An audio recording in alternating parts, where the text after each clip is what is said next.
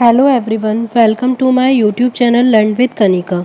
आज हम करेंगे जूनियर सुपर टेट 2021 के लिए हिंदी का प्रैक्टिस सेट 7, जिसमें हम इसके पूरे 100 क्वेश्चंस करेंगे।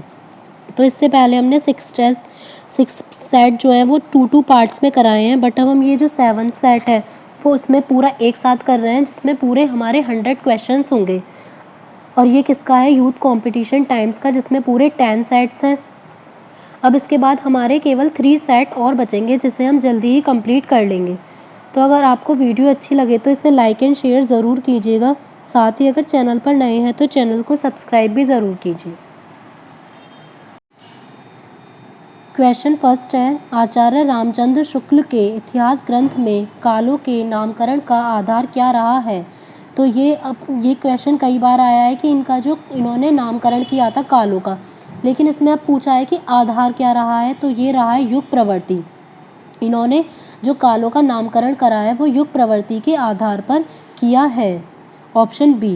नेक्स्ट है, हिंदी साहित्य के उत्तर मध्य काल को अलंकृत काल कहने वाले विद्वान इनमें से कौन से हैं? तो जिन्होंने उत्तर मध्य काल को अलंकृत काल कहा है वे कौन से हैं? मिश्र बंधु, ऑप्शन ए। इस्तवार दा लॉ लितेरातूर एंध्वनि ए हिंदुस्तानी नामक ग्रंथ किस भाषा में लिखा गया था? ये पहले भी आया था कि किसने लिखा था। अब ये पूछा गया है कि ये किस भाषा में लिखा गया। तो ये लिखा गया था फ्रेंच भाषा में। और जो इस पुस्तक के लेखक थे वो कौन थे? गार्सा द तासी। ये भी याद रखना है कि ये लिखी किसने थी और कौन सी भाषा में थी? फ्रेंच में। नेक्स्ट है, अपभ्रंश शब्द का प्रयोग सर्वप्रथम किसने किया? अपभ्रंश शब्द का प्रयोग सबसे पहले किया था महर्षि पतंजलि ने। राहुल सांकृत्यायन ने हिंदी का पहला कवि किसे माना है? तो राहुल सांकृत्यायन ने हिंदी का पहला कवि माना है सर हपात को, ऑप्शन डी। इन्हें राहुल भद्र भी कहा जाता है और इनके ग्रंथ का नाम क्या है? दोहा कोश। और जबकि अब ये है इसके अकॉर्डिंग, राहुल सांकृत्यायन के अकॉर्डिंग तो है सर हपात। और अगर पूछ लिया जाए रामचंद्र शुक्ल के अकॉर्डिंग कौन है? चंद्र बरदाई। तो इन्होंने इन्हें माना है प्रथम महाकवि, क्योंकि जो इनका ग्रंथ था वो कौन था पृथ्वीराज रासो, उसे महाग्रंथ कहा था। लेकिन ये पूछा था राहुल सांकृत्यायन के अकॉर्डिंग, तो ऑप्शन डी होगा। निम्नलिखित ग्रंथों में से कौन सा ग्रंथ सही सुमेलित है? वीसल देव रासो। वीसल देव रासो किसका है हमें ये देखना है। ये दे रखा है सर हपात, जबकि सर हपात का अभी हमने पढ़ा था इनका कौन सा था? दोहा कोश। तो हमारा फर्स्ट मैच नहीं होगा, ना ही फोर्थ मैच होगा कि दोहा कोश जो है अमीर खुसरो का है। नेक्स्ट है खालिक बारी। खालिक बारी जो है ये किसका है? ये अमीर खुसरो का है, ना कि नरपति नाले का। तो सेकंड भी अनमैच्ड हो गया। थर्ड है भरतेश्वर बाहुबली रास। ये बिल्कुल ठीक है, ये है सालीभद्री सूरी का, तो ऑप्शन सी। नेक्स्ट है, निम्न में से कौन शिलांकित कृति है?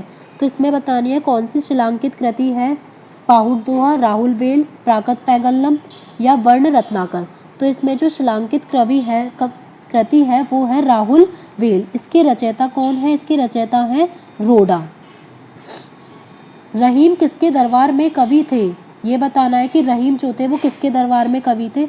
ये थे अकबर के दरबार में। रहीम दास का वास्तविक नाम जो है वो अब्दुल रहीम खाने खाना था। निम्नलिखित विकल्पों में से कौन सा सही सुमेलित है? यहाँ पे द्वैतवाद दे रखे हैं और यहाँ पर दिए गए हैं इनके प्रवर्तक। तो ये जो इन दर्शनों के प्रवर्तक कौन सा सही है ये बताना है। फर्स्ट है शुद्ध द्वैतवाद। तो शुद्ध द्वैतवाद के इन्होंने रामानंद दिए, जबकि इसके कौन है? वल्लभाचार्य। तो फर्स्ट हमारा हट गया।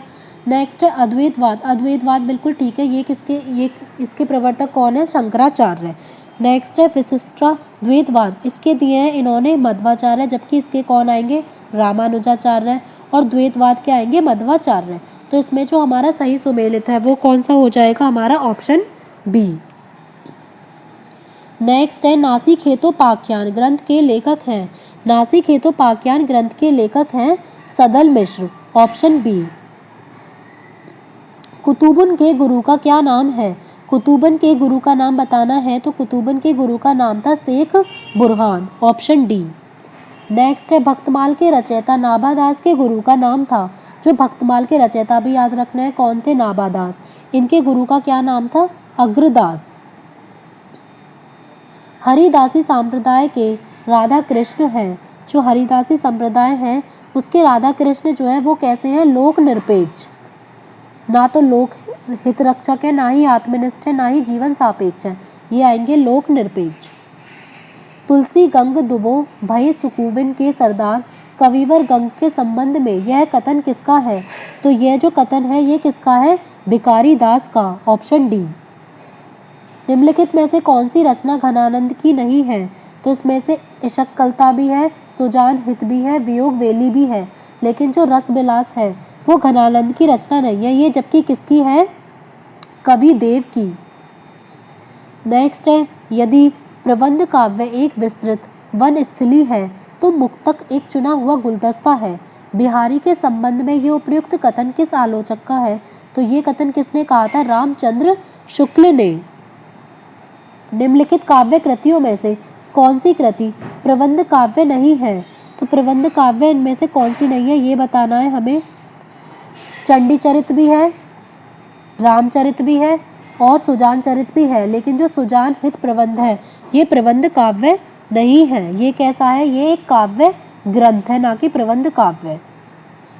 अब ये देख लेते हैं कि ये लिखी किसने है, जो चंडी चरित है वो किसने लिखी है, गोविंद सिंह ने। रामचरित है ये किसने लिखी है, सूरती मिश्र ने।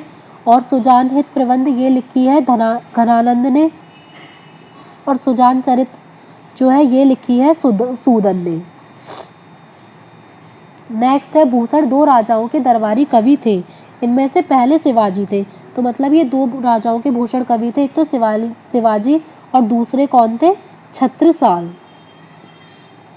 राजनीतिक रूप से रीतिकाल मुगलों के शासन के वैभव के, जो राजनीतिक रूप से रीतिकाल मुगलों के शासन के वैभव के क्या है, चरमोत्कर्ष के बाद उत्तरोत्तर हर्ष और पतन का युग है।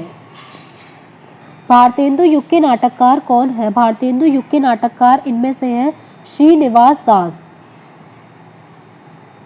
मेघनाथ वध नाम से हिंदी में अंग्रेजी उपन्यास माइकल, जो मेघनाथ वध है इसका हिंदी का जो अंग्रेजी उपन्यास था उसका नाम क्या था, माइकल। इसका अनुवाद किसने किया था, इसका अनुवाद किया था मैथिली शरण गुप्त जी ने। इन्हें महात्मा गांधी ने राष्ट्रकवि की संज्ञा भी दी थी। निम्नलिखित में से कौन सुमेलित नहीं है, अनामिका। अनामिका जो है वो दी गई है महादेवी वर्मा की, जबकि ये महादेवी वर्मा की नहीं है, ये किसकी है, सूर्यकांत त्रिपाठी निराला की। नेक्स्ट है, वीणा बिल्कुल सही है, पंत की है। झरना जयशंकर प्रसाद की है, सांध्य काकली निराला की है, तो ऑप्शन ए हो जाएगा हमारा जो सही सुमेलित नहीं है। निम्नलिखित कवियों को उनके काव्य संग्रह के साथ सुमेलित कीजिए, तो इसमें देखना है कि इसे मैच करना है कौन से कोड के अकॉर्डिंग। तो फर्स्ट है हमारा नरेंद्र शर्मा, तो नरेंद्र शर्मा का किससे मैच होगा ये देखना है। इनका आएगा प्रवासी के गीत, तो ए का हो जाएगा हमारा थर्ड। ए का थर्ड अगर हमें पता चलते ही आंसर तो पता चल गया, ऑप्शन सी है, लेकिन हम देखते हैं कि कौन कौन से किसके हैं। नेक्स्ट है नागार्जुन, नागार्जुन की क्या होगी, युग धारा, बी का हो जाएगा हमारा 4। फिर है केदारनाथ अग्रवाल, केदारनाथ अग्रवाल की फूल नहीं रंग बोलते हैं, सी का हो जाएगा 1। भवानी प्रसाद मिश्र, इनका हो जाएगा बुनी हुई रस्सी, डी का हो जाएगा 2। नेक्स्ट है प्रयोगीवाद कवियों की रचनाएं किस सप्तक में संग्रहित है। प्रयोगीवाद रचना कवियों की जो रचनाएं हैं ये बताना है किस सप्तक में है, तो प्रयोगीवाद जो कवियों की रचनाएं हैं वो है तार सप्तक में, ऑप्शन ए। संशय की एक रात के लेखक हैं, संशय की एक रात के जो लेखक हैं वो है नरेश मेहता। अब यहाँ तक 75 तक हमारे काव्य और गद्य के हो गए, गद्य और पद्य के। अब देखते हैं जो हमारे ग्रामर के। एक से अधिक वर्णों के मेल को क्या कहते हैं, एक से अधिक वर्णों के मेल को क्या कहा जाता है, अक्षर। एक से अधिक वर्णों के मेल को अक्षर कहा जाता है। जैसे कि जब व्यंजन के साथ स्वर का योग हो जाता है तो उसको अक्षर कहा जाएगा, क्योंकि कै ऐसे होता है हलंत में, फिर ए जुड़ता है तब ये बनता है पूरा कै। नेक्स्ट है रै का विवरण है, रै के बारे में बताना है कि वो किस टाइप का व्यंजन है। तो रै किस टाइप का है, एक तो ये है अल्प प्राण, तो महाप्राण वाला हम कट कर देंगे। नेक्स्ट ये सघोष है और लुंठित है और वश्र है, तो क्या होगा हमारा ऑप्शन ए। वश्र ध्वनि क्या होती है, जब दांतों जहाँ पे दांतों व मसूड़ों का मिलने का स्थान होता है उसको बोलते हैं दंत मूल। तो दंत मूल को ही हम वृष्य बोलते हैं। तो वृष्य जो है वो दांतों और मसूड़ों के मिलने से निकलती है, तो ये होती है रै। ठीक है। लुंठित ध्वनि, लुंठित ध्वनि क्या होती है? जिसमें जीभ का आगे का भाग स्पर्श करता है उसको बोलेंगे लुंठित ध्वनि। सघोष क्या हो जाएगा? प्रत्येक वर्ग का थर्ड, फोर्थ और फिफ्थ जो वर्ण होता है वो हमेशा क्या होता है? सघोष होता है। और इसके अलावा य, रे, ल, व ये भी सघोष होते हैं। अल्प प्राण में कौन सा आता है? पहला, तीसरा और पांचवा वर्ण, और सारे अंत्यस्थ व्यंजन और सभी स्वर, ये सारे आते हैं अल्प प्राण में। नेक्स्ट है मनोविकार सूचक शब्दों, वाक्यांशों तथा वाक्यों के अंत में किस चिन्ह का प्रयोग होता है? तो मनोविकार सूचक शब्दों तथा वाक्यांशों के अंत में होता है विस्मयबोधक का प्रयोग। सही वर्तनी है, इसमें से देखना है सही क्या लिखा हुआ है। षष्ठ को किस टाइप से सही लिखा जाएगा? यह आ जाएगा ऑप्शन ए। नेक्स्ट है इनमें से कौन सा शब्द शुद्ध है? तो इनमें से देखना है हमें कौन सा शब्द शुद्ध रूप से लिखा हुआ है। तो वाल्मीकि भी गलत लिखा हुआ है। वाल्मीकि में हमारी ये छोटी की मात्रा है, ये यहाँ पर आएगी, मैं पे मात्रा आएगी। उज्ज्वल में एक और आधा जय आएगा, और द्वंद्व का जो शुद्ध रूप है यहाँ पर भी द के नीचे ऐसे ये लगेगा। तो हमारा जो शब्द शुद्ध लिखा हुआ है वो कौन सा लिखा हुआ है? यानी, ऑप्शन ए। वचन किसके लिए प्रयोग किए जाते हैं? तो वचन जो है उसका प्रयोग किसके लिए किया जाता है? संज्ञा के लिए, ऑप्शन ए हो जाएगा। नेक्स्ट है दूध शब्द किस संज्ञा का उदाहरण है? दूध शब्द किस संज्ञा का उदाहरण है? ये हो जाएगा द्रव्यवाचक का, क्योंकि ये लिक्विड होगा तो जितने भी लिक्विड होंगे और मेटल्स होंगे वो सारे आएंगे द्रव्यवाचक में। नेक्स्ट है निम्नलिखित वाक्य में संज्ञा पदबंध कौन सा है? घर के आंगन में लगे पेड़ सूख गए। तो इसमें से बताना है हमें कि संज्ञा पदबंध क्या होगा। तो संज्ञा का काम इसमें क्या कर रहा है? घर के आंगन में लगे पेड़, तो ये पूरा ही होगा, घर के आंगन में लगे पेड़, ये पूरी हो जाएगी हमारे संज्ञा। नेक्स्ट है निम्नलिखित में से सर्वनाम है। सर्वनाम क्या है इनमें से बताना है। घर तो हो जाएगा संज्ञा, पहाड़ भी संज्ञा हो जाएगी, और नदी भी संज्ञा। तो सर्वनाम क्या हो जाएगा? ऑप्शन बी आप। और ये किस टाइप का सर्वनाम है? निजवाचक सर्वनाम। नेक्स्ट है अनिश्चयवाचक सर्वनाम का अपादान कारक में बहुवचन रूप क्या होगा? तो अनिश्चयवाचक कौन से होते हैं? जैसे कोई, किसी, इस टाइप के। तो इसका अपादान कारक में अगर बहुवचन रूप होगा तो वो क्या हो जाएगा? अपादान के लिए हम क्या यूज करते हैं? से एक। तो को वाला तो वैसे भी नहीं होगा, और इसमें भी पूछा है कि बहुवचन रूप, तो किसी तो एक वचन है, किन भी नहीं आ सकता, तो इसमें आ जाएगा किन्हीं से। नेक्स्ट है गुरु का उत्तम अवस्था क्या होगी? तो गुरु की जो उत्तम अवस्था, जैसे कि इंग्लिश में होती है ना, डिग्री होती है, तो इस टाइप से कि हम लगा देते हैं टॉलेस्ट, टॉलर, इस टाइप से ही इसमें होती है हिंदी में उत्तमावस्था जो गुरु की है वो क्या होगी? गुरुतम। अगर हमसे पूछी होती मूल अवस्था तो गुरु ही रहती, और उत्तरावस्था पूछी होती तो गुरुतर हो जाती उत्तरा अवस्था में, और उत्तम पूछी है तो हो जाएगी गुरुतम। नेक्स्ट है दोनों शब्द है। दोनों जो शब्द है वो किस टाइप का शब्द है? दोनों, तो एक साथ दो को मिलाया गया तो ये कैसा हो जाएगा? समुदायवाचक विशेषण। नेक्स्ट है पढ़ रहा था, इसमें कौन सी क्रिया है? पढ़ रहा था, इसमें कौन सी आ जाएगी? संयुक्त क्रिया। जब कोई क्रिया दो या दो से अधिक क्रियाओं का संयोग से मिलकर बनी हो तो वो हो जाएगी संयुक्त क्रिया, क्योंकि इसमें पढ़ भी आ रहा है और रहा था भी आ रहा है, इस वजह से। नेक्स्ट है हथियाना में कौन सी क्रिया है? हथियाना कौन सी क्रिया हो जाएगी? नाम धातु क्रिया। वह क्रिया जो संज्ञा, सर्वनाम या विशेषण में प्रत्यय जोड़कर बनाई जाती है तो उन्हें बोलते हैं नाम धातु, क्योंकि हथियाना किससे बनी है? हाथ से। ऐसे बतियाना बात से। निम्नलिखित में से कौन सा शब्द क्रिया विशेषण है? तो क्रिया विशेषण में से कौन सा आ जाएगा? तेज। जैसे तेज, धीमा, ये सारे शब्द क्या होते हैं? क्रिया विशेषण। मीठा, बुद्धिमान, पहला, ये सब क्या है? विशेषण। नेक्स्ट है वह क्यों नहीं आया? इसलिए कि वह बीमार था। यहाँ की से क्या बोध होता है? तो वह क्यों नहीं आया क्योंकि वह बीमार था, तो इसमें ये बताना है कि की से क्या बोध होता है, की से क्या पता चल रहा है हमें? रीजन, कारण। नेक्स्ट है कवि का स्त्रीलिंग है। कवि का स्त्रीलिंग जो है वो क्या हो जाएगा? कवयित्री। बस ये है कि हमें ये पता होना चाहिए कवयित्री कैसे सही लिखा जाता है, तो ये होगा ऑप्शन सी। नदी का जल ठंडा है का सामान्य बहुवचन बताइए। नदी का जल ठंडा है, इसका जो सामान्य बहुवचन है ये होगा नदियों का जल ठंडा है। जिस वाक्य में कर्म के अनुसार क्रिया में परिवर्तन होता है, तो जिसमें कर्म के अनुसार परिवर्तन होगा सिंपली उसे क्या कहेंगे हम, कर्मवाच्य। निम्नलिखित में से कर्ता कारक का प्रसर्ग है, तो कर्ता के साथ क्या लगाते हैं, कर्ता ने, तो कर्ता ने हो जाएगा, यहाँ पर लगता कर्म को, और करण से, और में के लिए क्या लगता है, अधिकरण। अर्थ के आधार पर शब्द कितने प्रकार के होते हैं, अर्थ के आधार पर जो है शब्द वो 4 प्रकार के होते हैं, एकार्थी, अनेकार्थी, समानार्थी और विलोम शब्द। धूरी का मानक शब्द क्या है, धूरी का जो मानक शब्द मूल रूप है वो क्या होता है, धूल। निम्नलिखित में से कौन सा एक युग्म अशुद्ध है, बताना है कि कौन सा अशुद्ध होगा, वह है, तो अशुद्ध कौन सा होगा, इसमें है सौदागर, फारसी शब्द दिया गया है, बिल्कुल ठीक है कि सौदागर फारसी शब्द है। समन दिया गया है इसमें अंग्रेजी शब्द, तो जो अंग्रेजी शब्द है ये भी सही है कि समन अंग्रेजी शब्द है। नेक्स्ट है आलमारी, आलमारी जो है वो तुर्की शब्द नहीं है, वो कैसा शब्द है, पुर्तगाली शब्द। और किताब है अरबी शब्द, तो कौन सा पूछा है, अशुद्ध है, तो वो हो जाएगा ऑप्शन सी। बै उपसर्ग किसमें है, तो उपसर्ग जो है वो हमेशा शब्द से पहले लगते हैं, तो इसमें देखना है कौन सा, जैसे बदबू है तो दबू तो कुछ होगा नहीं शब्द, उस लास्ट वाले शब्द का भी कोई मीनिंग होना चाहिए, जैसे ये है बदौलत, तो बै अलग कर देंगे और दौलत का भी मीनिंग होता है, तो बै उपसर्ग हो जाएगा बदौलत में। नेक्स्ट निम्न में से कौन सा लुटेरा शब्द में प्रत्यय है, तो लुटेरा में जो प्रत्यय कैसे लगते हैं बाद में, तो लूट प्लस एरा, तो हो जाएगा ऑप्शन ए। अनुकूल का विरोधार्थी, विरोधार्थी मतलब विलोम शब्द, अनुकूल को जब विलोम शब्द है वो क्या हो जाएगा, प्रतिकूल। पाश्चात्य शब्द का विलोम शब्द है, पाश्चात्य का विलोम शब्द क्या हो जाएगा, पौरस्त्य, पौरस्त्य हो जाएगा इसका विलोम शब्द। परिष्कृत का हो जाएगा अपरिष्कृत, और पारदर्शी का अपारदर्शी। कमल शब्द का पर्यायवाची है, कमल का जो समानार्थी या पर्यायवाची शब्द है वो क्या होगा, इंदिवर।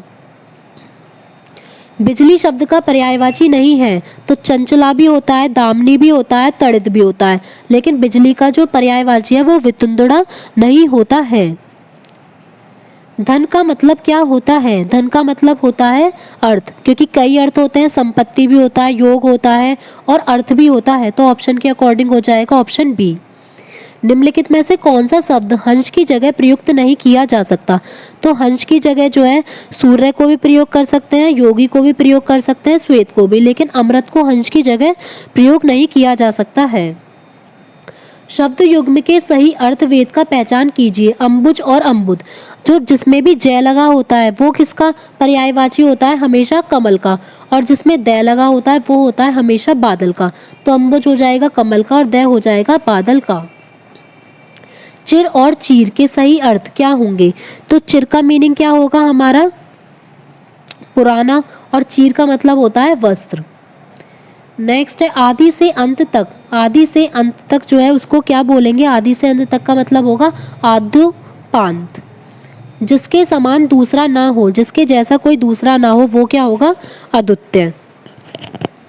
सदैव शब्द में कौन सी संधि होती है, तो सदैव शब्द में कौन सी संधि होती है, वृद्धि संधि। इसे कैसे बनाते हैं, सदा प्लस एव, यहाँ पर केवल हमारा ए होता है, जब इसका ए का अय हो जाएगा तो वो कौन सी संधि होगी, वृद्धि, मतलब इसके नाम से ही पता चल रहा है कि छोटे का बड़ा हो जाना। जगदीश शब्द की सही संधि क्या होगी, जगदीश की जो है वो सही संधि होगी, ये कौन सी है, एक तो व्यंजन संधि है, इसकी होगी जगत प्लस ईश, ऑप्शन बी। जब भी लास्ट में व्यंजन होता है और उसके बाद व्यंजनी हो या स्वर हो, मतलब एक व्यंजन जरूर होना चाहिए, तो वो होती है व्यंजन संधि। नीलगाय में कौन सा समास है, नीलगाय में कौन सा समास हो जाएगा, नीलगाय में है कर्मधारय समास। यथा शीघ्र में कौन सा समास पाया जाता है, जिनमें ये यथा प्रति ऐसे शब्द पाए जाते हैं उनमें हमेशा कौन सा होता है, अव्ययी भाव समास। बादल गिर आए और बारिश होने लगी, रचना की दृष्टि से ये कैसा टाइप का वाक्य है, तो बादल घिर आए और, तो ये और से जुड़ा हुआ है, तो ये कैसा हो जाएगा, संयुक्त वाक्य। मीन्स इंग्लिश में जैसे कंपाउंड सेंटेंस होते हैं जो एंड वगैरह से जुड़ते हैं, इसी टाइप से वो और से जुड़ेगा तो हो जाएगा संयुक्त। निम्नलिखित वाक्यों में से शुद्ध वाक्य का चयन कीजिए। उसने वहां पहुंचकर शोर मचाया, तो ये बिल्कुल ठीक है, उसने वहां पहुंचकर शोर मचाया। आगे के देखते हैं, उसका घर मेरे को मालूम नहीं, तो ये आएगा उसका घर मुझे मालूम नहीं, तो ये गलत है। मैंने यह कब बोला, इसमें यहाँ पर अशुद्ध और शुद्ध का मतलब ये भी होता है, विराम चिन्ह भी शुद्ध होने चाहिए, यहाँ क्वेश्चन मार्क आता। मेरे से मत उलझो घर जाओ, तो ये आएगा मुझसे मत उलझो घर जाओ, तो इसमें शुद्ध वाक्य हो जाएगा ऑप्शन ए। नेक्स्ट है रिक्त स्थान भरे। धन डैश हो जाता है, तन जर्जर हो जाता है, साथी और सहयोगी डैश हो जाते हैं, तो धन क्या हो जाता है इसमें, धन तो नष्ट हो जाता है और साथी और सहयोगी छूट जाते हैं, तो हो जाएगा ऑप्शन बी। निज दिन बरसत नैन हमारे, इस पंक्ति में किस रस का वर्णन है, निज दिन बरसत नैन हमारे, इसमें कौन सा रस हो जाएगा, श्रृंगार रस। जहाँ पर हृदय में उत्साह उत्पन्न हो वहाँ पर तो होता है हमारा वीर रस, और जहाँ भय हो वहाँ पर भयानक रस, तो इसमें कौन सा होगा हमारा श्रृंगार। नेक्स्ट है जुगुस्सा का स्थायी भाव किस रस से संबंधित है, तो जुगुस्सा जो है स्थायी भाव किसका होता है, विभत्स रस का। जब किसी को देखकर मन में घृणा होती है या जुगुस्सा होती है तो वहां पर होता है विभत्स रस। नेक्स्ट है सुन से, अच्छा दी गई पंक्ति में ये बताना है हमें कौन सा छंद होगा। सुन से सत्य असीस हमारी, पूजई मन कामना तुम्हारी, तो इसमें हमें इसके लिए मात्राएं गिननी होंगी, कितनी होंगी, तो सुन सी सत्य असीस हमारी, इसकी मात्राएं मैं यहाँ पर लिख देती हूँ। तो इसकी सु की हमें जो छोटी होगी उसमें तो हमें लगाना है 1 या आई कह सकते हैं, और जिसमें बड़ी मात्रा होगी उसमें एस, तो छोटा हुआ है तो हो जाएगी 1, फिर न की 1 हो जाएगी, से ई की 1, य की 1, फिर से की 1, त्य य, यहाँ पर 2 आ रहे हैं तो 2 हो जाएगी, ए 1, यहाँ बड़ा ई तो 2, फिर 1, फिर हो जाएगी ए की 1 और मैं की 2 और रे की 2, क्योंकि बड़ी ई है, बड़ी ई बड़ा जब भी आएगा तो 2 लगाएंगे, तो कितनी हो गई 1 2 3 4 5 6 7 8 9 10 11 12 13 14 15 16, हमें पता चल गई इसमें कितनी है 16। नेक्स्ट में देखते हैं पू पे, बड़े ऊ की मात्रा है 2, फिर जय, फिर है की 1, मैं न की 1 हो जाएगी, का की 2, मैं ना की 2, तू की 1, मैं है की 2 और रे की 2, तो 1 2 3 4 5 6 7 8 9 10 11 12 13 14 15 16, तो दोनों में ही जब 16 मात्राएं तो ये क्या हो जाएगा चौपाई, क्योंकि चौपाई में ही प्रत्येक चरण में 16 मात्राएं होती हैं। छंद पढ़ते समय आने वाले विराम को क्या कहते हैं, छंद पढ़ते समय जो जैसे हमें मात्रा पर सांस लेने के लिए रुकना होता है तो उसको क्या बोला जाता है, यति। सारंग ले सारंग चल, कई सारंग की ओट, सारंग छीनो पाएंगे सारंग कई चोट, इसमें कौन सा अलंकार है, यहाँ पर एक ही शब्द की कई बार आवृत्ति हो रही है तो कौन सा हो जाएगा यमक अलंकार, और इसके जो यहाँ पर अर्थ है वो भी अलग अलग है। ले चला साथ में तुझे कनक ज्यूं, भिक्षुक लेकर स्वर्ण झनक में अलंकार बताइए, तो इसमें हो जाएगा हमारा उत्प्रेक्षा अलंकार। इसमें जैसे कि ये वाले जो ज्यों त्यों जनू जानू ऐसे वर्ड जब भी यूज होते हैं वहां पर होता है उत्प्रेक्षा अलंकार। जूतम पैजार मुहावरे का अर्थ है, जूतम पैजार मुहावरे का सही अर्थ है लड़ाई झगड़ा होना। अपने मरे बिना स्वर्ग नहीं दिखता, अपने मरे बिना स्वर्ग नहीं दिखता, इस कहावत का सही अर्थ है अपने आप प्रयत्न करने पर ही काम बनता है। पद्मावत के रचनाकार है, ये इंपॉर्टेंट है, पद्मावत किसने लिखी है, मोहम्मद जायसी ने। नेक्स्ट है कवि बिहार का जन्म कहाँ हुआ था, बिहारी का जो जन्म था वो कहाँ पर हुआ था, ग्वालियर, जो कहाँ पर है मध्य प्रदेश में। इन्होंने बिहारी सत्सई की रचना भी की थी। प्रकृति का सुकुमार कवि किसे कहा जाता है, प्रकृति का सुकुमार कवि कहा जाता है सुमित्रा नंदन पंत को। और जयशंकर प्रसाद को किसका कवि कहा जाता है, प्रेम और सौंदर्य का कवि। महादेवी वर्मा को कहा जाता है आधुनिक युग की मीरा, और सूर्यकांत त्रिपाठी निराला को कहा जाता है छायावाद का पुरुष। ज्ञानपीठ पुरस्कार किस भाषा से संबंधित है, ज्ञानपीठ पुरस्कार होता है संविधान की 8वीं अनुसूची में जितनी भी भाषाएं होती हैं, कितनी होती है टोटल 22, तो 8वीं अनुसूची में जितनी भाषाएं 22 भाषा उनमें ज्ञानपीठ पुरस्कार दिया जाता है। वरिष्ठ साहित्यकार काशीनाथ सिंह को उनकी कृति रेहन पर रघु के लिए किस सम्मान से सम्मानित किया गया था, तो जो वरिष्ठ साहित्यकार थे काशीनाथ सिंह, उनकी रचना थी रेहन पर रघु, के लिए उन्हें साहित्य अकादमी से पुरस्कार दिया गया था, वो भी 2011 ईस्वी में। नेक्स्ट है हिंदी साहित्य की प्रथम कहानी का नाम क्या है। हिंदी साहित्य की प्रथम कहानी है इंदुमती और इसके लेखक है किशोरी लाल गोस्वामी। ये सन 1900 में प्रकाशित हुई थी। आनंद मठ के लेखक, आनंद मठ के लेखक कौन है? बंकिम चंद्र चटर्जी। चारू चंद्र लेख किस उपन्यासकार की रचना है? चारू चंद्र लेख जो है किस की रचना है? आचार्य हजारी प्रसाद द्विवेदी की। इनमें से कौन सी रविंद्रनाथ टैगोर की रचना नहीं है? रविंद्रनाथ टैगोर की कौन सी नहीं है ये बताना है।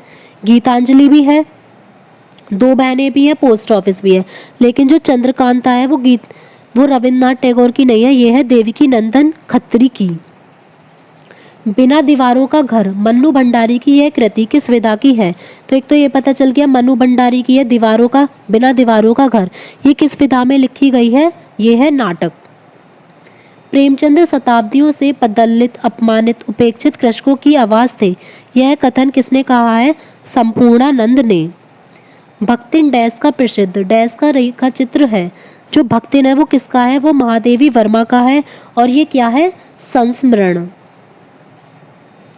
कृष्ण भक्ति की प्रथम और प्रधान ग्रंथ है। कृष्ण भक्ति का जो प्रथम और प्रधान ग्रंथ कौन सा है? गीता।